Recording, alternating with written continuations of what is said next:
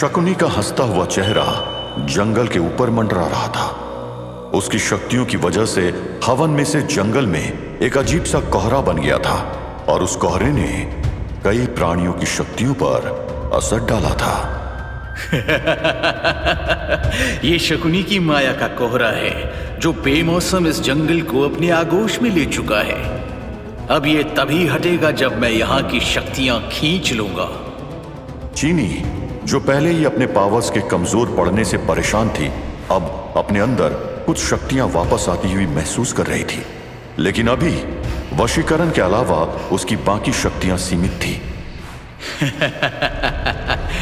चीनी, विक्रम, भेड़िए, तानी, ये सब मुझे अपने आप ही मिल जाएंगे।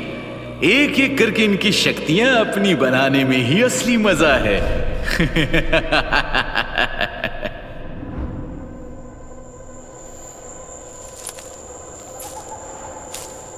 चीनी को अब शकुनी की यह बात समझ आ गई थी कि जंगल में कुछ बड़ी घटना होने वाली है। वो तेजी से चलने लगी और तभी उसके पैर के नीचे की मिट्टी धंस गई और वो एक गहरी सुरंग में गिर गई। सुरंग के अंधेरे में गिरते ही चीनी ने अपने आप को संभालने की कोशिश की, लेकिन वो अपनी शक्तियों का पूरी तरह से इस्तेमाल नहीं कर पाई।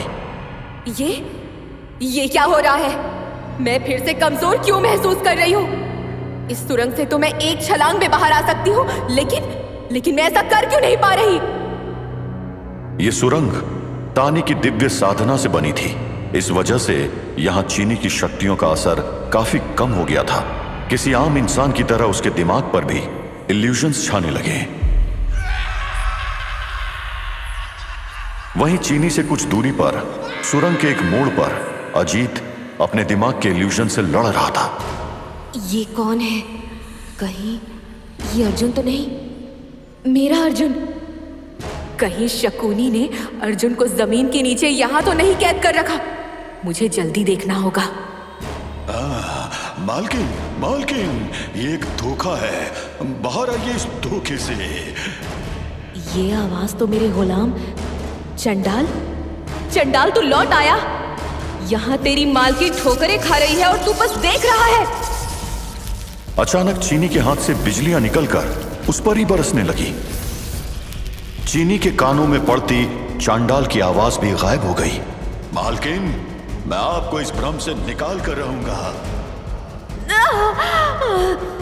इससे अच्छा होता ये शक्ति मुझे मिल ही ना होती। इल्यूजन का असर चीनी पर होने लगा था।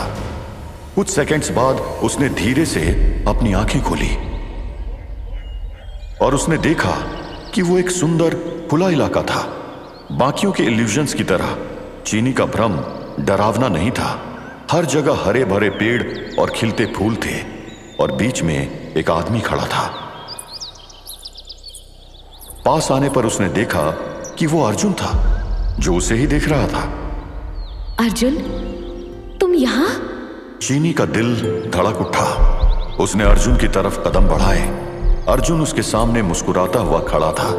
उसकी आंखों में प्यार और अपनापन था, जैसे वो कभी उससे बिछड़ना ही नहीं चाहता हो। चीनी, तुम्हें ये जंगल याद है? हमने यहाँ कितने पल बिताए हैं। मैं तुम्हें कितना गलत समझता था, लेकिन इस वजह से तुमने अपना प्यार कभी कम नहीं होने दिया और हमेशा मेरा साथ दिया। चीनी के सामने उसके मन की इच्छा दिखने लगी। वो दोनों हाथ पकड़े घूम रहे थे, हंस रहे थे। ये वही जगह थी जहां उन्होंने अपने पहले प्यार को महसूस किया था, जहां उनका रिश्ता शुरू हुआ था। हाँ अर्जुन, ये सब याद है। तुम्हें लगता होगा कि सब बाद में शुरू हुआ, लेकिन मेरे मन में तो कब से तुम ही थे।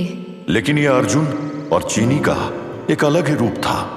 चीनी ने अपने आप को अर्जुन के पास महसूस किया, उसकी बाहों में। अर्जुन ने उसका हाथ पकड़कर अपने हाथों से छुआ और चीनी ने अपनी सांस में एक गर्माहट महसूस की।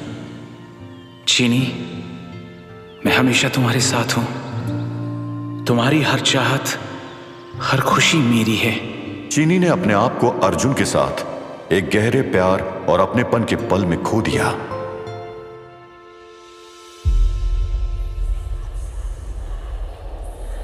सुरंग के अंदर घुसने के कुछ ही देर बाद अजीत को महसूस हुआ जैसे हवा का रंग बदलने लगा हो। डॉक्टर ने उसकी तरफ देखा, पर अजीत के चेहरे पर एक अजनबी सी उदासी और चिंता थी। अजीत ने अपने आसपास देखा और उसके सामने का अंधेरा अब एक अजीब सी रोशनी में ढलने लगा। अजीत की आंखों के सामने काली परछाइयां थिरकने लगी और उनके बीच एक एक खौफनाक तस्वीर निकल कर आई। उसने देखा कि वो एक जंगली इलाके में अकेले खड़ा है और आसपास के पेड़ धीरे धीरे उसकी तरफ झुके जा रहे हैं, जैसे वो उसको पकड़ने की कोशिश कर रहे हो। ये सब क्या हो रहा है डॉक्टर? तुम ये देख रहे हो? लेकिन डॉक्टर को अजीत का ये बदलता रूप देखकर समझ आया कि अजीत एक खतरनाक इल्यूजन में फंस चुका है। उसने अजीत की तरफ कदम बढ़ाए, लेकिन तब तक अजीत अपनी ही दुनिया में खो चुका था। ओह अच्छा, यानी ये इल्यूजन वाली गुफा सब पर अपना असर दिखाती है और सबके नए पुराने डर को उनके दिलों से बाहर निकालकर उनके सामने रख देती है। ये तो वही जंगल है जहां वो खौफनाक वेयरवुल्फ मेरे पीछे आया था। अजीत का मन फिर से उसी डरावने घटने में जाकर अटक गया था जब वो वेयरवुल्फ विक्रम के सामने आ गया था। उसकी आंखों के सामने विक्रम का चेहरा उभर आया और उसका शरीर ठंडा पड़ने लगा। अचानक उसके सामने का दृश्य फिर से बदलने लगा। जंगल के बीच कई जानवरों और शिकारियों की लाशों का ढेर पड़ा हुआ था। सब उसकी तरफ उंगली उठाए खड़े थे, जैसे उसके दोस्तों की मौत का जिम्मेदार वही हो। नहीं, ये सब मेरी वजह से नहीं हुआ है। मुझे यहां से निकलना है। अजीत का इल्यूजन इतना भारी है कि मेरे छूने या झकझोरने से भी इसके ऊपर कोई असर नहीं पड़ रहा है। मुझे घर पे रखी अपनी किट से इंजेक्शन लाना होगा ताकि ऐसे समय में इसे सीडेट कर सकूं, और मैं नहीं चाहता कि अजीत इस हालत में खुद को नुकसान पहुंचा ले। अजीत का दिल अब जोर जोर से धड़कने लगा था और उसके माथे से पसीने की बूंदें टपक रही थी। उसने अपनी गन निकाल ली और शिकारियों के चेहरे की तरफ इशारा किया, लेकिन वो सब चेहरा अब विक्रम की शक्ल में बदल गए। वेयरवुल्फ, मैं तुझे जिंदा नहीं छोड़ूंगा। जैसे ही अजीत ने गोली चलाई, वो सीधा डॉक्टर की तरफ निकल गई। डॉक्टर ने अपने आप को एक तरफ घुमाकर बचने की कोशिश की, लेकिन उसने देखा कि अजीत अब पूरा भ्रम में खो चुका था। यहां रुककर किसी अनहोनी का इंतजार करना बेकार है, क्योंकि अजीत अब होश में नहीं लग रहा है। डॉक्टर सुरंग के रास्ते अपने घर की तरफ बढ़ गया, लेकिन अब भी उसके दिमाग में कई सवाल घूम रहे थे। ये सुरंग तो तान्नी ने उस घर से एस्केप करने के लिए बनाई थी, फिर इस पर ऐसे खतरे क्यों आने लगे हैं? लगता है तान्नी जब तक अपनी शक्तियों को पूरी तरह से कंट्रोल करना नहीं सीख जाती, तब तक उसकी साधना के ऐसे ही साइड इफेक्ट्स देखने को मिलते रहेंगे। तभी डॉक्टर ने देखा कि उसके पीछे की सुरंग का एक बड़ा हिस्सा ढह गया। हे काली मां, अजीत इज ट्रैप्ड नाउ। मुझे मेरी किट तो मिल गई है, लेकिन अब मुझे सुरंग की दूसरी तरफ जाना होगा, जिसका रास्ता कई किलोमीटर लंबा और रिस्की है।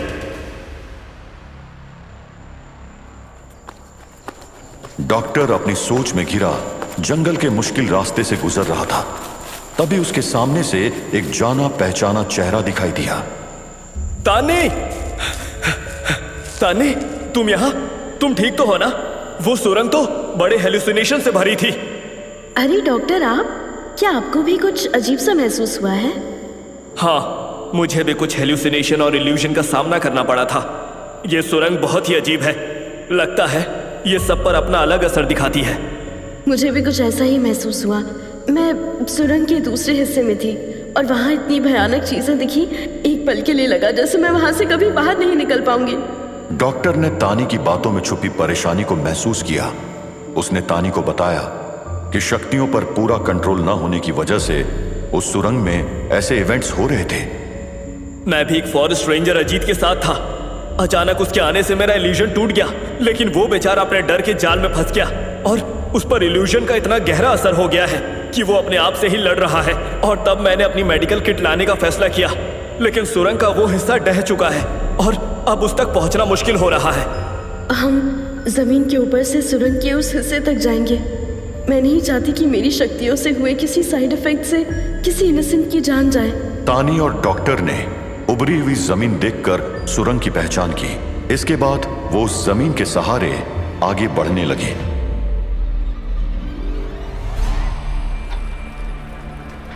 नदी के ऊपर बनी पतली सी रस्सी हिल रही थी, जैसे हवा के झोंके उसके संतुलन को तोड़ने की कोशिश कर रहे हो। ये रस्सी नदी के दोनों बैंक्स पर मौजूद ऊंचे पेड़ों से बंधी थी। अर्जुन के कदम धीरे धीरे आगे बढ़ रहे थे।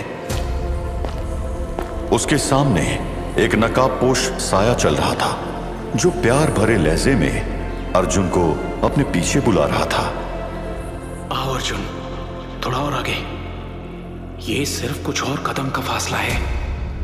हिप्नोटाइज्ड अर्जुन की आंखें उस साये पर टिकी थी, जैसे उसने अपनी जिंदगी उसी मुस्कान में बसा दी हो।